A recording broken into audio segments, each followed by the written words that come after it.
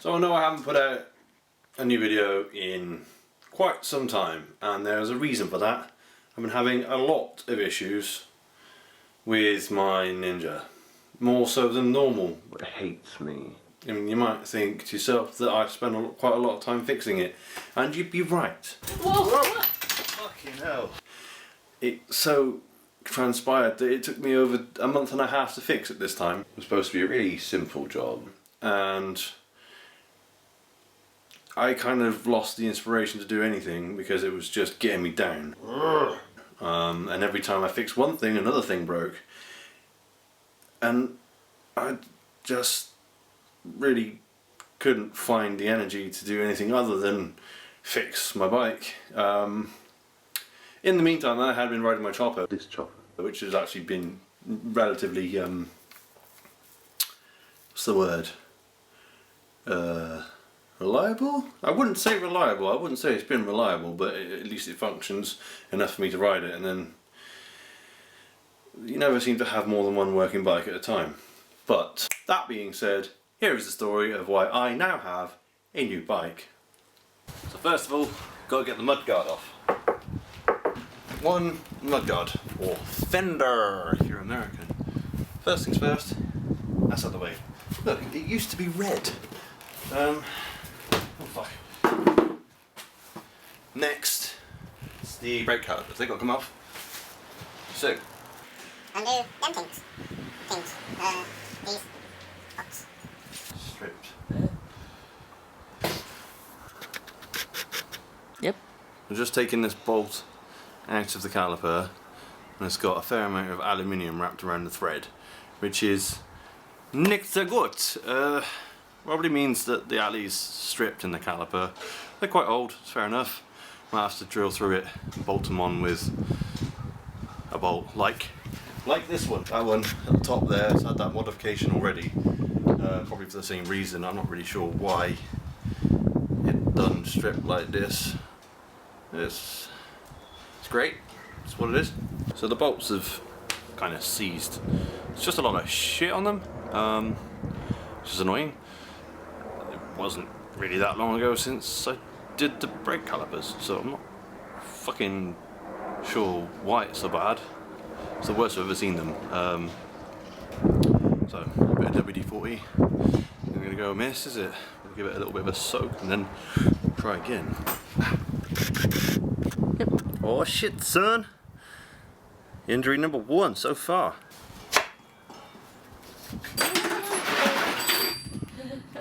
Red! I christened it!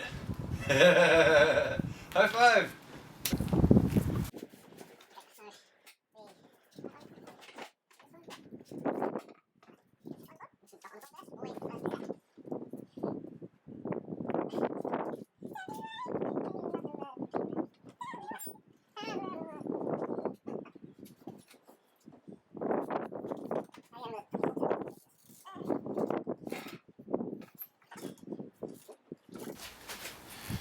Now that you've loosened the spindle, you have to lift it with the stand. And that's the scariest part of owning a motorbike. Ready? Uh-huh. Steady. Uh-huh. Say ninja skills.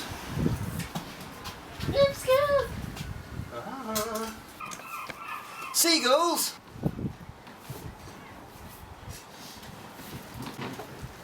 Whoa! What? Fucking hell.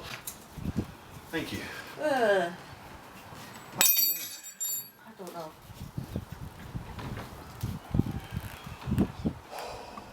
Assistant! Assistance! Hey. Supposed to work, really.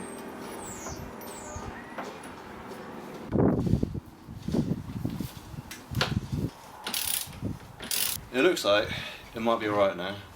We nearly lost the bike for a second. We nearly had a fatality. The quick thinking of the tiny ninja What? saved the day. Best tool you can own. It's a tiny ninja. What? You don't own me? Where are you from? Scotland. Where are you from? Hong Kong. Where are you from? None of the business. Fucking Wales. I'm not from Wales. Okay. Right, you know how to do wheel bearings, don't you? Wheel bearing? Wheel bearings. Wheel bearings. Yes, I remember how to. Yeah. Do you want to See if one of those car tyres over there is full of water. Water? Water? Sir, do you have any water? So what we did is we put the spindle back in the forks, and that seems to have secured it somewhat more, and then rotated this a bit because it was pointing in the wrong direction, and that doesn't seem to help. This one? Hi! Aye. Hi! Aye. What happened to my voice? In this bag of merry ingredients, we have 2 bearings and 2 shaft seals. I don't know if you watched the video where I did the rear bearings, but I didn't get new shaft seals, and I should have got new shaft seals, but I didn't. I reiterate, I did not. They're kind of useful, keep the grease in. I don't have any grease, but clip a lot. This little cunt, these are wank.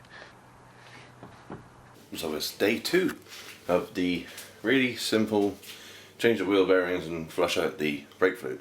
It was supposed to be a really simple job, like half an hour, something like that. That turned into a nightmare. I think my bike hates me. Honestly. So yeah, last night I was taking out the retaining pin that holds the brake pads on to the old caliper, and that rounded off.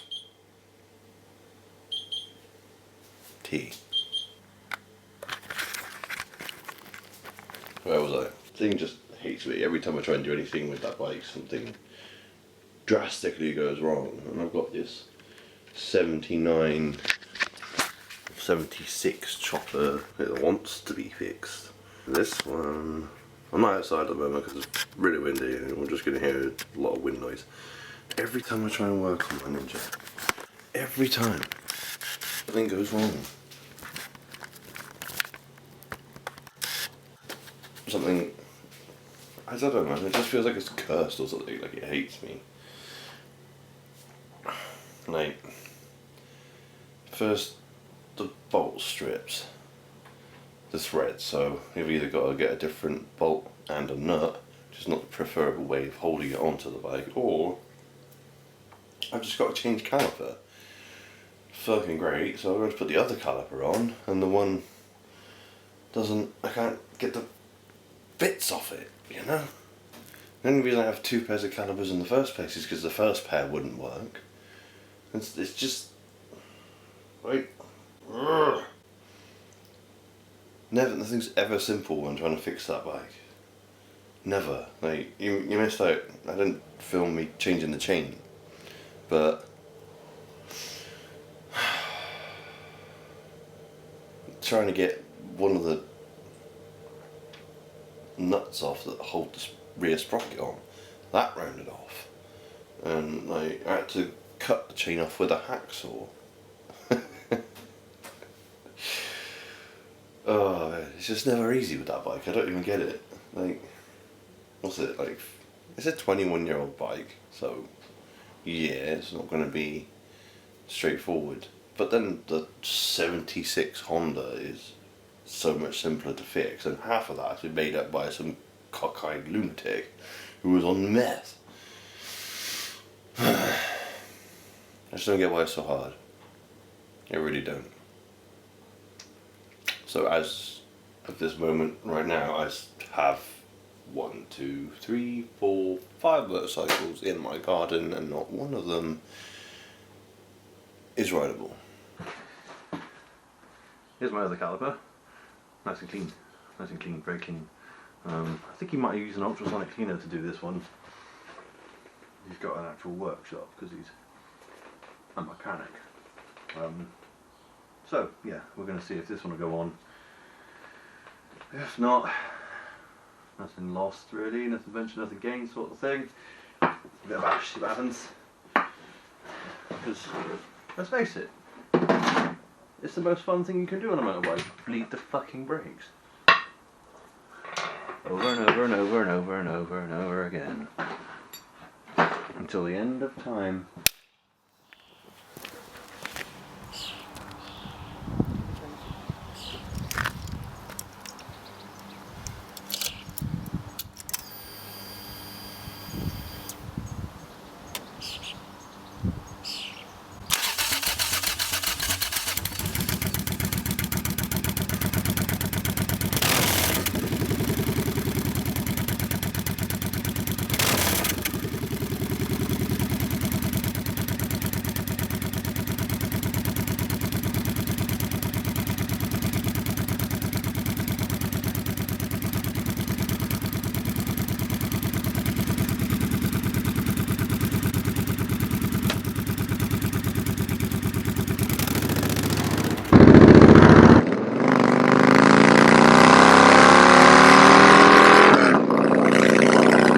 this is my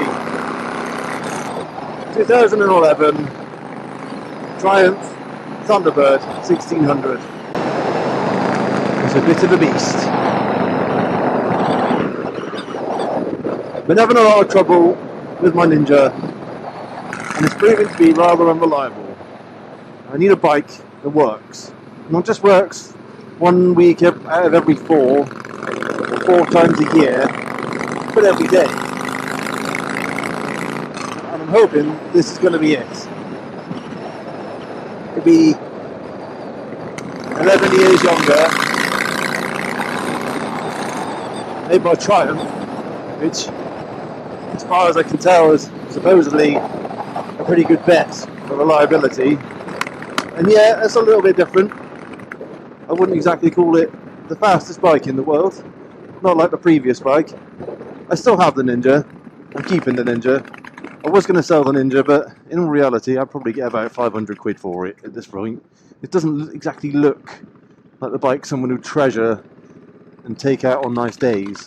I mean, it rides fantastically when it wants to, and it goes like the proverbial shit off a shovel whenever you want it to, but it doesn't really look very nice. It's a bit tatty because I've used it and abused it, and it's over 50,000 miles, and you don't really find a lot of second-hand bikes over 50,000. Was I saying? Oh yeah. Oh, listen to that. Sounds like fucking small arms fire. But yeah, I was saying, you don't find a lot of bikes over 50,000 miles. Not really. People don't want to buy them. I can understand that. Especially when bikes are more seen as a hobby and a choice than just a necessity. People don't really... People look for the young and the spry. And yeah, he's a bit tired. It served me well, and I'm going to keep it. Because as much as this is pretty fucking phenomenal, sometimes you can't beat a bit of outright speed. 200 brake horsepower can get a bit addictive. Wait, what am I doing? Fuck all of you. Yeah, buddy. Now, onto this bike. So we've got a custom headlight. We've got custom handlebars. We've got custom grips. We've got custom pipes down there. We've got a chopped rear mudguard, which I think, in effect, makes it a bobber.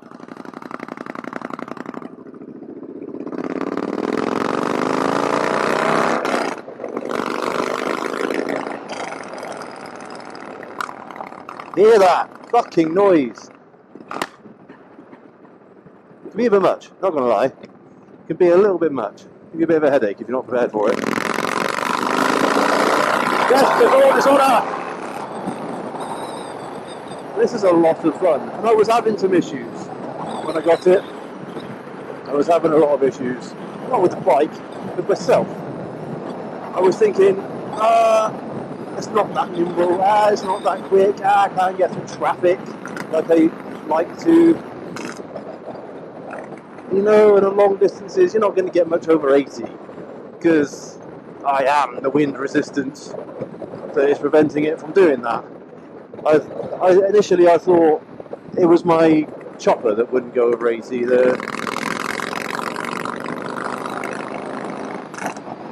I thought the CB550 couldn't get over 82 because it was an old bike and only 550cc.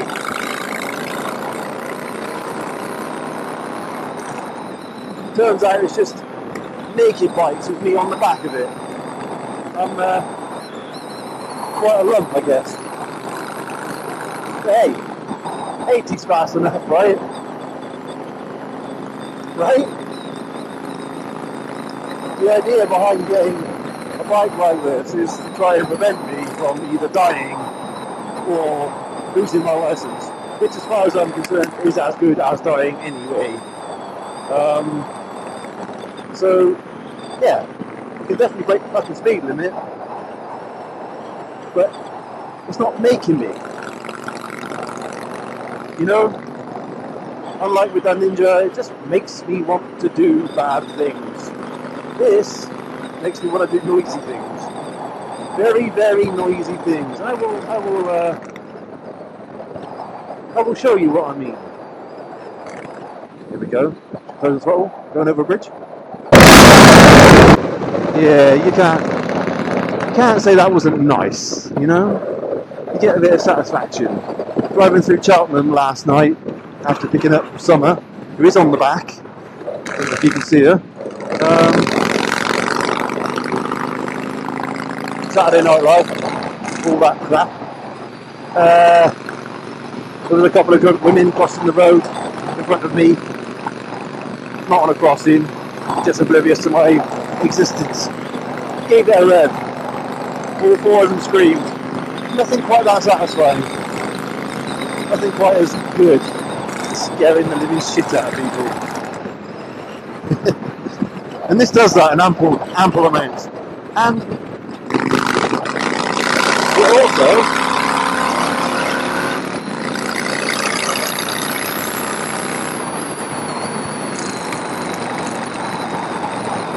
it also seems to have a lot of fans. Everywhere I go, I have people, even women, telling me how nice my bike is. People who don't ride, people who hate bikes are drawn towards this thing. It's so goddamn sexy, so attractive. It turns those who wouldn't ever think about venturing onto two wheels into a two-wheel enthusiast, if only for a moment. But a moment nonetheless. I don't like the fact I spent money on it. I don't really want to spend any money. But at the same time, I don't think there's any way in hell I could give this up. One of the other issues I was having with it is it wouldn't go around corners. It wouldn't go around corners very well. And I was really struggling to figure out just how I was supposed to use this big, heavy bike that it won't even go around corners. And then it occurred to me that maybe I had a flat front tyre. And I did. It was flat as a veritable pancake. Oh, come on, it's just a roundabout, you wankers. Flat as a pancake when I came to get out of the garage yesterday. When I came to get out of the garage a couple of days ago. And after having pumped it up, taking it to work, giving it a wash with the jet washer, with the intention of taking some nice photo shoot quality pictures to sell it on eBay because I was done with it after having a bad ride to Cardiff. I realised that the bike wasn't to fault, it was just the tyre being flat, and I don't know if it's like a slow puncture or what.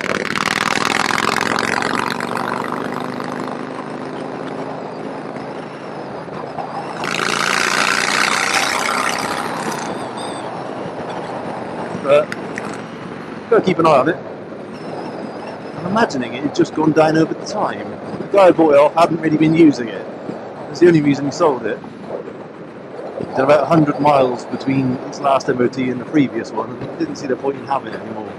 So, maybe it was just one of those things just overlooked, you know? But I've still got to keep an eye on it. And of course, this is my first venture onto big twins, and it is true what they say about Harleys. Same goes with this bike. The bolts, they come undone. They come undone of their own accord. I pulled up one day recently and found that the bolts on the steering yoke on the triple tree had come undone, the ones that hold the stanchions on. And they were just hanging on there just out of courtesy. I saw them poking out, so I had to come home, undo all of them, slide the stanchions back down the triple tree as they'd made their way up and were resting against the bottom there of the ape hangers. Slide them back down, do the bolts back up with Loctite. Now, I used to think that it was just a Harley problem because Harleys were shit. Turns out it's just a big, vibrating, noisy monster problem, and that's just the way life is. Still, better than a Harley. Not as fast as a Harley, got to admit, not as fast as a Harley, but you know what? I'd rather buy British.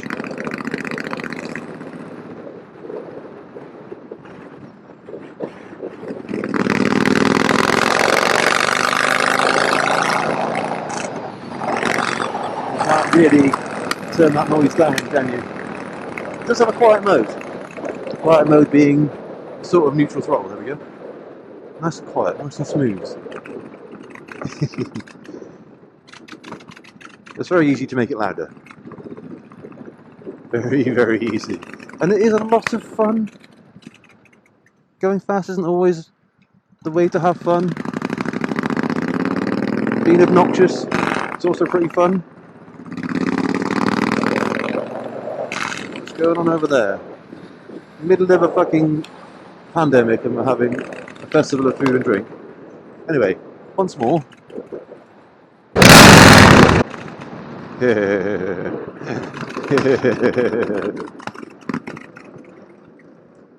Really could get used to that, you know. Wait, was that him accelerating?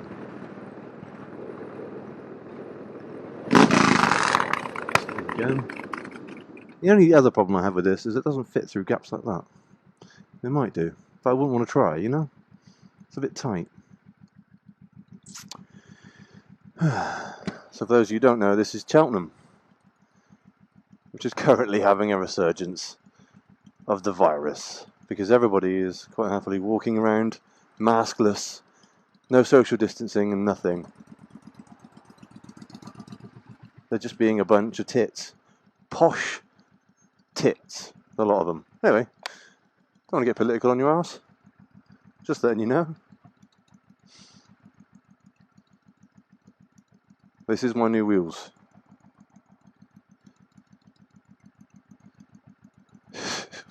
One of 6.